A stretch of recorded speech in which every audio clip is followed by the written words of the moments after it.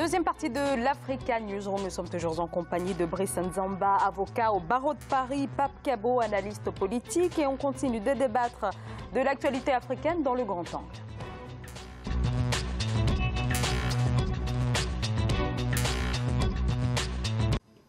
Au Mali, le président Ibrahim Boubacar Keïta en campagne pour la présidentielle du 29 juillet. Ce dimanche, à son premier meeting de campagne à Bamako, il a rassemblé autour de lui 60 000 partisans dans le plus grand stade de la capitale. Le chef de l'État sortant brigue un second mandat et face à lui, 23 candidats. Ce dimanche, le président sortant s'est voulu défenseur de son bilan, tant sur le plan sécuritaire qu'économique. Reportage sur place, Mokhtar Bari.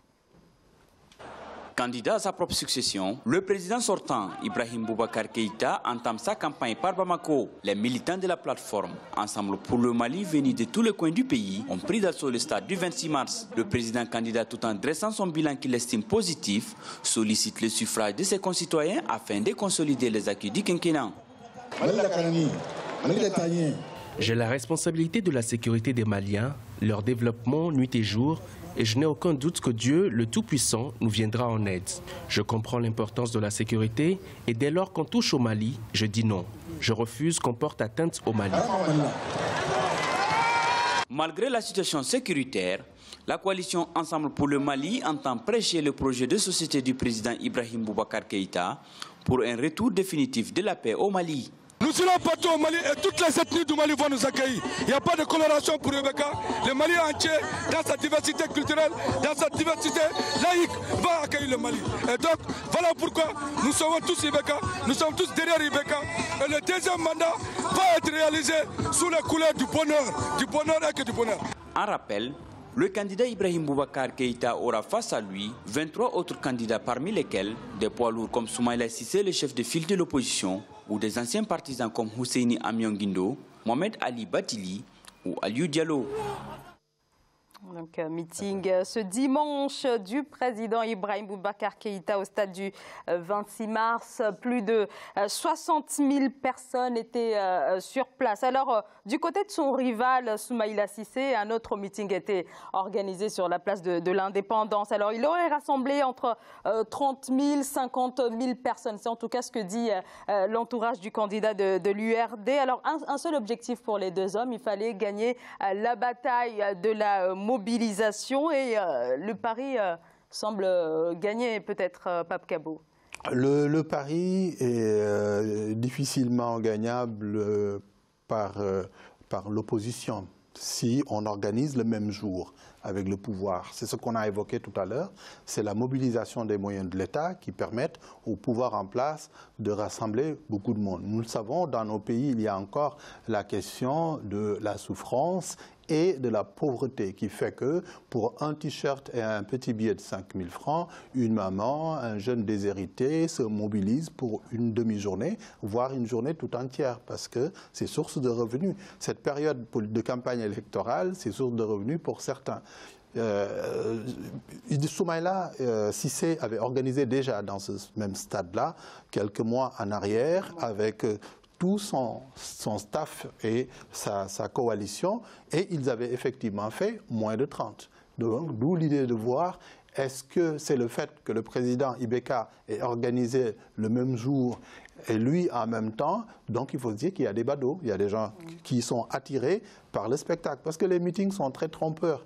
Les meetings sont organisés avec une partie folklorique extrêmement importante. On invite les vedettes du pays, voire même ceux qui viennent de l'étranger, à coups de millions, qui viennent pour amuser la galerie, et les jeunes et les personnes qui n'ont pas encore pris leur décision viennent dans un premier temps pour participer au spectacle et écouter le programme politique. Après, ils le feront pour d'autres, croyez-moi. Alors, effectivement, Soumaïla Cissé, il y a quelques semaines, était parvenu à rassembler 80 000 personnes au stade de Bamako. Alors, l'opposition également galvanise assez les foules et une victoire dès le premier tour, comme l'assure le parti au pouvoir. Ça va être un petit peu compliqué, Brice Nzamba. Oui, je pense que ça va être compliqué si on respecte les règles de la transparence électorale, je pense, parce que, comme on l'a dit tout à l'heure, c'est à partir du moment où l'opposition, ne disposant pas des moyens de l'État,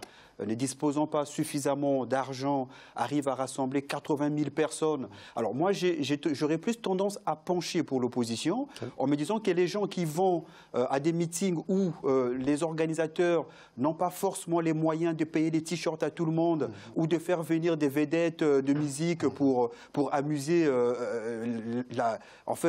ceux qui viennent, je me dis qu'il y a plus de sincérité dans ceux qui vont dans ces genres de meetings que ceux qui vont dans des meetings où il y a plus facilement de t-shirts, de la bière pour tout le monde ou des jus ou je ne sais pas, ou des vedettes qui sont payées à fort argent.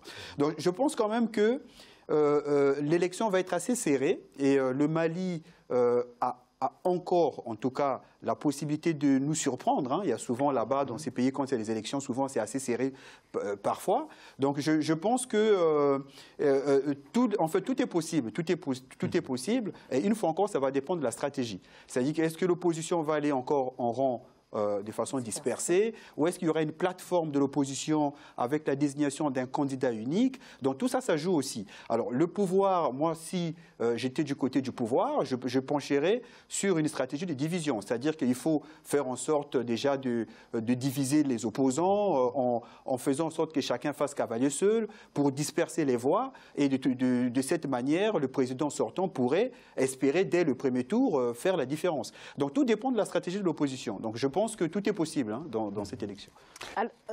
Pape Kabo. Soumaïla Cissé a l'avantage d'avoir perdu plusieurs fois les élections. Avec ATT, puis il s'est éclipsé pendant 10 ans pour aller à la Commission africaine. Donc pendant tout ce temps-là, il a côtoyé les chefs d'État, il a travaillé pour son image et aujourd'hui, la tendance dont je parlais tout à l'heure, qui est au rajeunissement, parmi le personnel politique au Mali, c'est lui qui inspire le plus confiance. Je pense aussi que le président Ibeka évoque la question de la sécurité en la présentant sous un angle qui paraît être réussi. Non, oui, effectivement, il salue son bilan. Bah oui, alors sur l'angle de la sécurité, vraiment, il faut oser pour nous faire ce coup-là.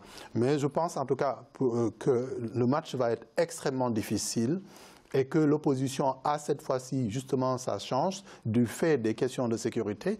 Et tous ces jeunes, n'oublions pas l'épisode de la Libye, où ils se sont trouvés, beaucoup de jeunes maliens et qui ont été impliqués dans cette question de trafic d'êtres humains.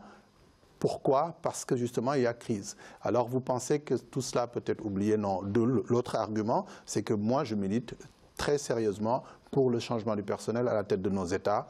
Les anciens ont fait leur époque, ils nous seront toujours utiles, il faut qu'ils passent le témoin à plus jeunes. Alors au Mali, sur le plan sécuritaire, ce sont des attaques qui sont passées du nord, enfin en tout cas qui s'étendent vers le centre du pays et ce depuis 2015. Voilà, des attaques qui s'étendent également vers les pays voisins, Burkina Faso, Niger.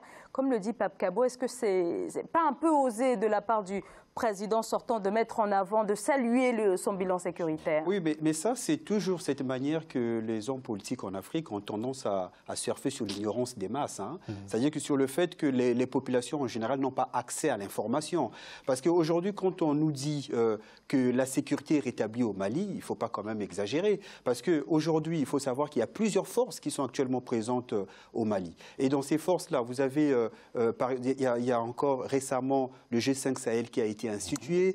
Il y a près de 3000 militaires du G5 Sahel qui sont présents au Mali. Il y a la force Barkhane avec les Français, près de 5000 par là. Vous avez aussi la force MINUSCA, ça fait au moins 13 000 personnes.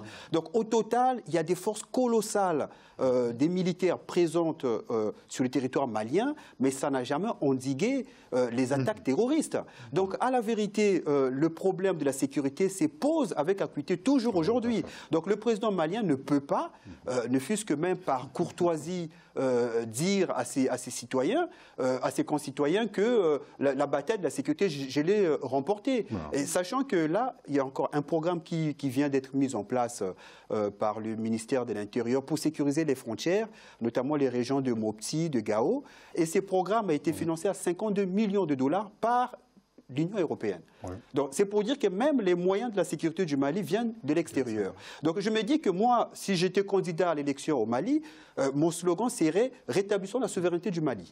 Voilà, ça c'est la priorité, c'est ça. C'est-à-dire que c'est de faire en sorte que le Mali se reconstruise d'abord comme un État. Et un État, c'est d'abord la force publique qui contrôle tout son territoire. Ça c'est la priorité des priorités. Donc je pense qu'il faut peut-être revoir un peu les slogans et puis les sujets de triomphe dans cette campagne. Voilà, alors pas plus tard que le 1er juillet, quelques heures avant l'ouverture de l'Union africaine à Nouakchott en Mauritanie, deux attaques ont été perpétrées contre l'opération Barkhane à Gao et puis un autre attentat dans le QG de la force anti-djihadiste G5 Sahel à Sévaré. Donc effectivement sur ce bilan sécuritaire du président Ibrahim Boubacar Keïta. Est-ce que c'est déplacé, Pape Kabo? Oui, je trouve très sérieusement que c'est même